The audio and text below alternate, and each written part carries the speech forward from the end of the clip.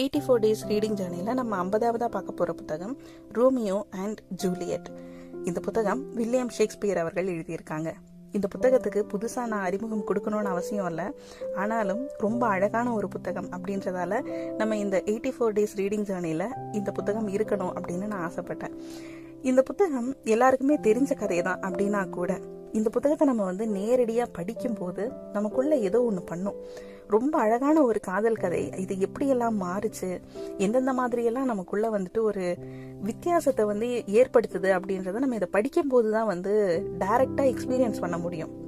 ஒவ்வொரு இடத்துலையும் தெரிஞ்ச கதை தானே அப்படின்னு நம்ம நினைச்சா கூட அதை நேரடியாக படித்து உணர்ந்து அங்கேயே இருந்து நம்ம பார்க்குற மாதிரியான ஒரு எக்ஸ்பீரியன்ஸை நம்ம இந்த புக் படிக்கும்போது நமக்கு கொடுக்குது.